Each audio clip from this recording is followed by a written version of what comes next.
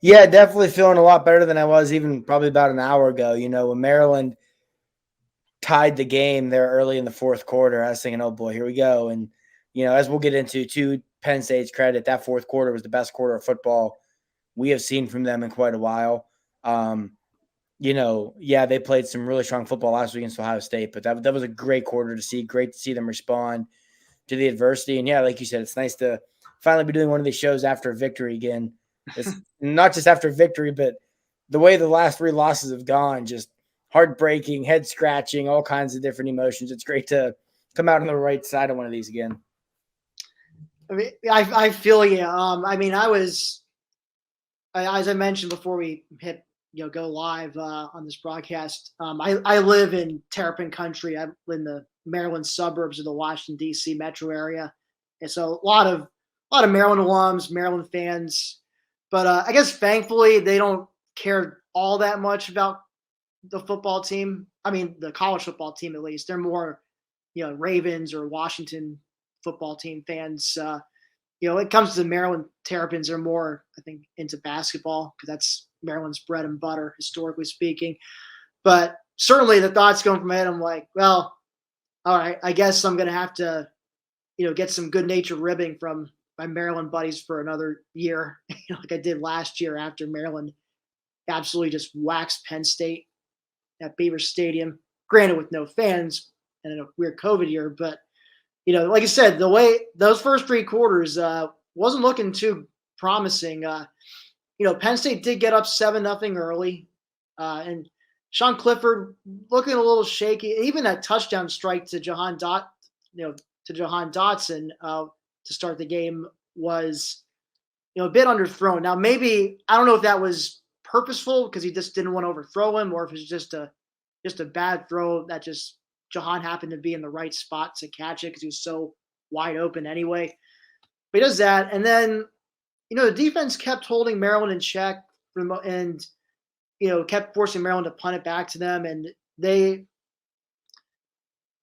seem to be moving the ball at times too. Like they would get around mid, and it seemed like Maryland was just kind of giving them, kind of like daring them to just go for the kill shot. And in this case, kill shot. If they had gone up, 14 zip at that point, I think they could have maybe run away with the game before halftime. Kind of similar to what they did 2 years ago during that much hyped Friday night game, where it was close early on, but then Penn State got a few big plays. KJ Hamler breaking a tackle on a third down catch, and then just high stepping his way 50 yards to the end zone.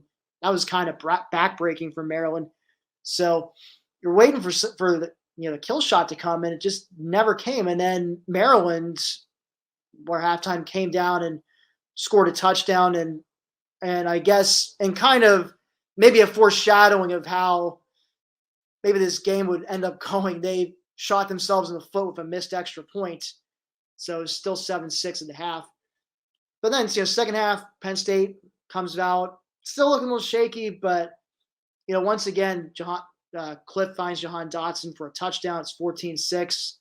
Now you're thinking, all right, well, maybe now they can start to get something going here and put them away. But no, Maryland, I guess to their credit, they didn't throw in a towel. They fought back, and eventually, at the start of the fourth quarter, they end up finishing a nice drive in the end zone for a touchdown, and then get the 2-point conversion to tie to 14. And so at this point, Marty, I think you and I were bracing for the worst, and then, boy, Penn State just from there on, they really came up huge. That I think probably looking back, the biggest play of the game was Sean Clifford on 3rd and long from probably around his own, I want to say like inside their own 15.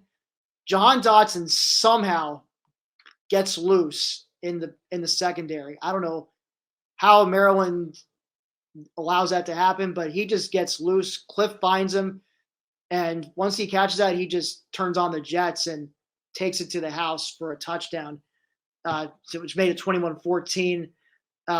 Maryland, it seemed like they never quite recovered from that because Dotson once again burned them on a later drive, which helped set up a field goal that put Penn State up by 2 scores about 8 minutes to go. At that point, with the way Penn State had been playing defensively, a 2-score, even a 10-point lead felt like something that they could hang on to.